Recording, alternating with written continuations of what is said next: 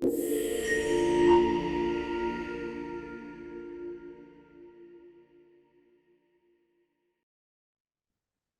good morning, everyone, and thanks to Kevin for the invitation and to you as well. So my work is broad and deep. My area of expertise is really food security and HIV, infectious diseases. I expanded my portfolio about 8 years ago to include emergency disaster preparedness. You probably know that, and I'm from the Caribbean, as I said before. One of every four natural disasters over the past 20 years occurred in the Caribbean. Earthquakes, tornadoes, volcano, the Caribbean. We are sitting right on the tectonic plaque. So when you told me about your project and what we were doing in terms of in the US, we have 101 historically Black colleges and universities that are geographically located in disaster-prone areas. And so housing post-disaster always becomes an issue. And how to get back on doing that. I think the students at Pratt in the class last year and the year before were doing some very innovative things about how to get a housing structure up quickly, how important it was, and the innovation behind that cannot be overestimated. I shared that, for example, after disasters is when human trafficking tends to increase. And so you may not see the direct role that having somewhere to sleep, having somewhere for your children to sleep safely, how that can impact on quality of life. We found that then is when women have to be able, women are forced to exchange sexual favors for things. Housing is one of them. And especially for those who are unhoused for long periods of time. So if we can get housing up and a community where the dignity associated with somewhere to live is important, then we're way ahead of the game. So I want to stop there because I had a discussion with a colleague at USAID, and they're getting ready to have a couple $1 million funding, for example, on how to package food during disasters so it can't stay there for months at a time. I can start off by telling you a little bit about our project and our goals. We're working towards developing a low-cost housing solution for Freetown specifically, but also hoping to develop something that is applicable to the equatorial belt globally. And we plan to publish our work open source on our website, and we have architects, interior designers, and industrial designers from Pratt working on this. And we have engineering and architecture students from Forabe working on this. So we have quite a diverse team, a very global team, bringing in a lot of global wisdom. And our main goal is to advocate for quality of life. And we're also working with this organization called the Freetown Innovation Lab. I think where we're really hoping to collaborate with you is community building, and because currently in Freetown, there's no sense of community spaces. I was asked to be the food security advisor for all of West Africa some time ago from USAID. So I've been to most of the West African countries, and food security was a big piece of this. One of the things that I was tasked with doing is to make sure that the traditional agricultural practices were supported and were passed on from generation to generation.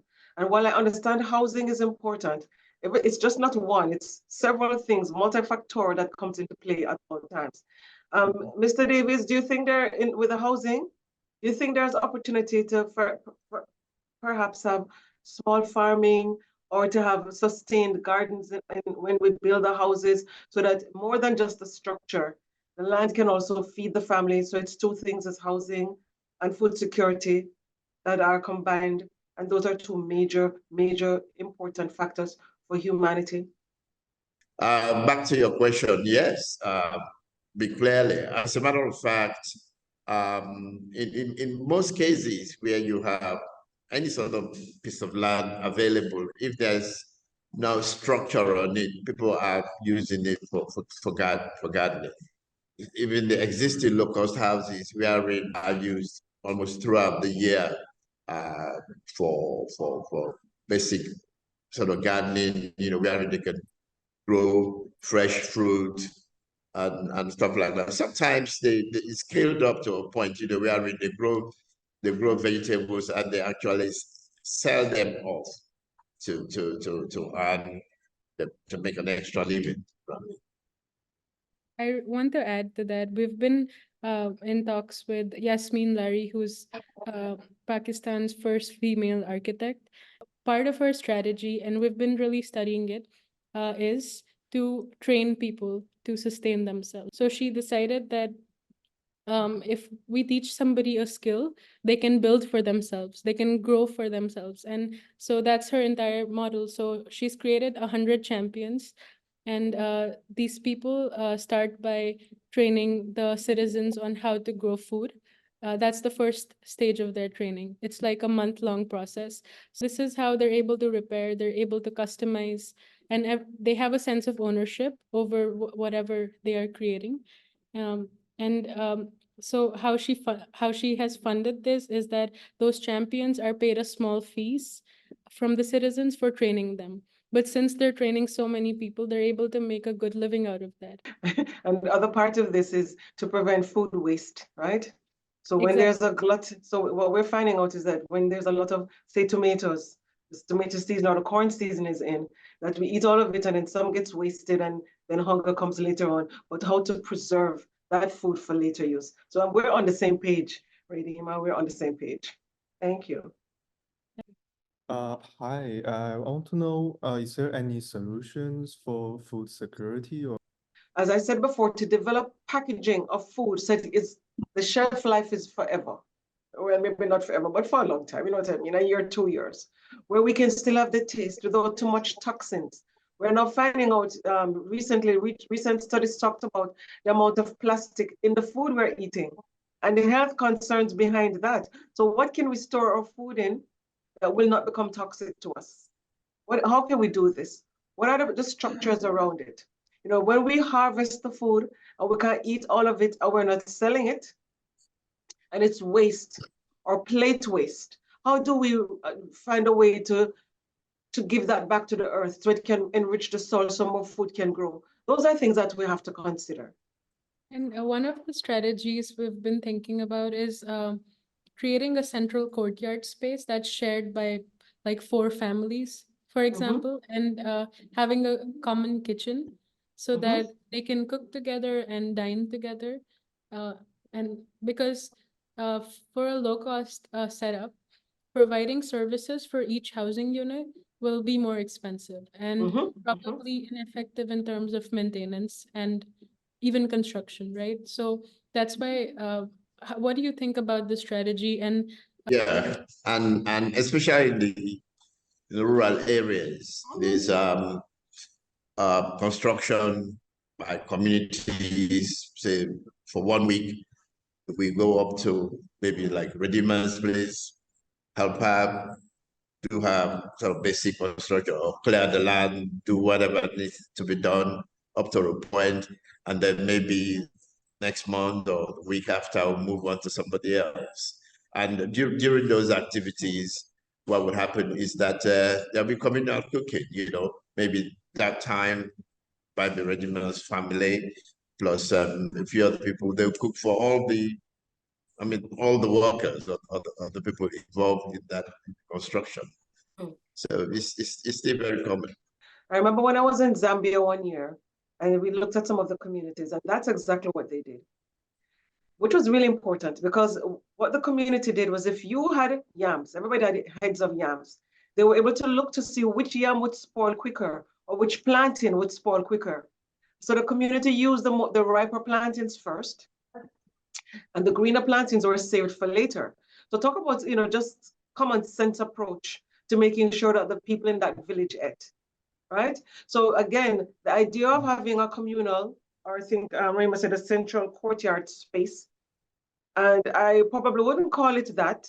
I look for something more cultural to call it, you know, maybe an ancestral space or a nourishment space or something that resonates with them, or let them name it. I find that when I'm traveling and I'm going to the different countries and I say, what would you call this? You know, when they name it, it's theirs. So it becomes even more theirs, right? Even the recipes, come with your recipes, give me the name, it becomes theirs. The idea is they're part of the development of what we're doing from the beginning. So they will definitely, if they help to write it, they will underwrite it. So it's theirs. And that's half of the battle is over. Not only that, with having the central kitchen or where meals are prepared, for those also who have small children or babies, all of a sudden, I'm telling you, everything has a ripple effect. Because all of a sudden, the babies are taken care of, the younger children are taken care of, older people are taken care of because of this one space where you not only nourish your body, which is also nourish your soul, and ancestors get to be part of it. So the cultural piece becomes important, and that's food security at its nutshell. One of the professors from Forabe, Med Salu, he brought up is about security in these spaces. And we haven't necessarily come up with a solution to provide that, especially since we're building with more locally available rammed earth and bamboo. So in terms of being able to protect your belongings or even storage, trespassing, everything relating to a living space, you know? Yeah. Well, we never really talked about that, apart from putting locks on. But the one thing I know that one of the villages in Mozambique actually did was they had one, so the different families, they had one person to stay awake all night. So they had folks to stay and, fire lit, they know what time of the year it'd be migration and what have you. So then it's when they'd come back. So they did have folks to do that. But in terms of stealing among each other, I don't think we ever discussed that or it ever came up. I think when you have a community, there has to be some honor within that community. And I think the community will police itself, from the issue of integrity. Because if I do something wrong in my community, it's not just me, it's my entire family that will be looked down on, right?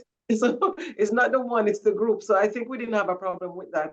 But I'm sure it occurs. It just was not something that I have experience with.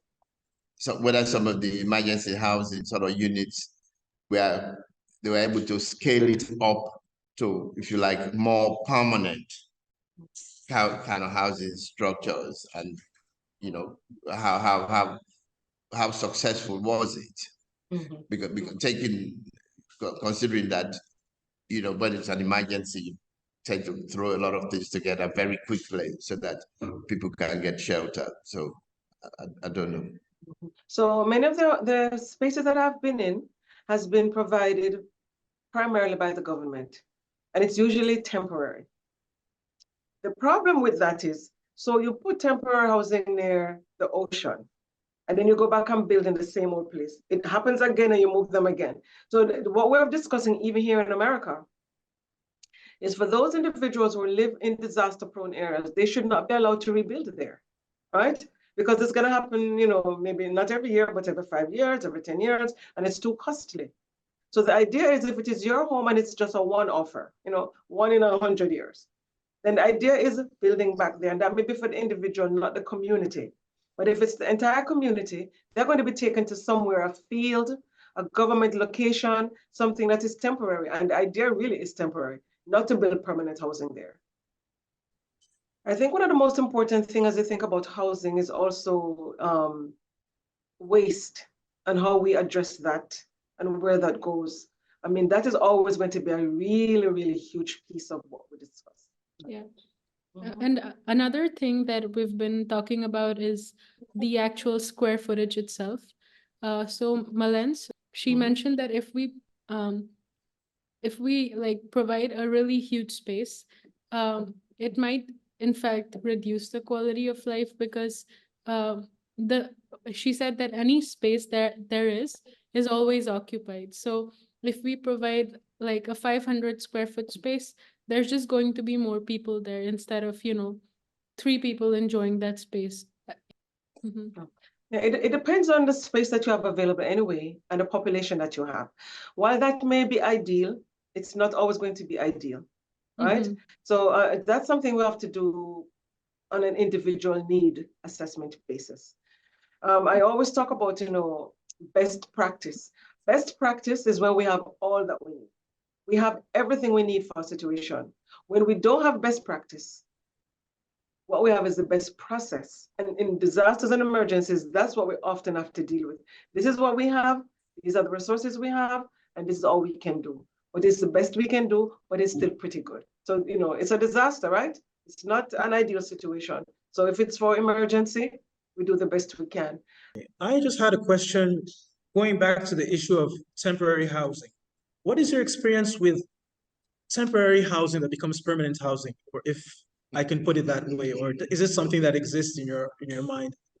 But with respect to temporary housing that is permanent, my research and my work has never ever seen that. The only place I've seen it is in my own country in Jamaica, right? So we've seen it. And interestingly enough, the government says if you capture land and build on it, and the owner does not come back and ask you to leave, after 10 years, it is yours. The temporary houses I rarely do ever see them permanent. The only way in my travel, the only time I've seen them permanent is in Jamaica and a few settlements when they were on private land. And the government said in the law, and these individuals were able to actually bring this to Parliament for discussion. If they're sitting on this land for 10 years and nobody has claimed it, it's theirs. And so they were able to put permanent structures there. Also, I'm from Turkey, and I wanted to add another thing about temporary houses becoming permanent. I come from Istanbul, which is a very big city, and back in the day when people would settle and it was temporary housing, they would use the same zinc panel materials, etc. And then what happened was the government did give them the land, but instead of building their own houses individually, big corporations bought the land from them. And then with the promise of giving them an apartment in like a high-rise building, they convinced the people. So suddenly these like slum-like places became high-rise apartments, and you see this big contrast in the city.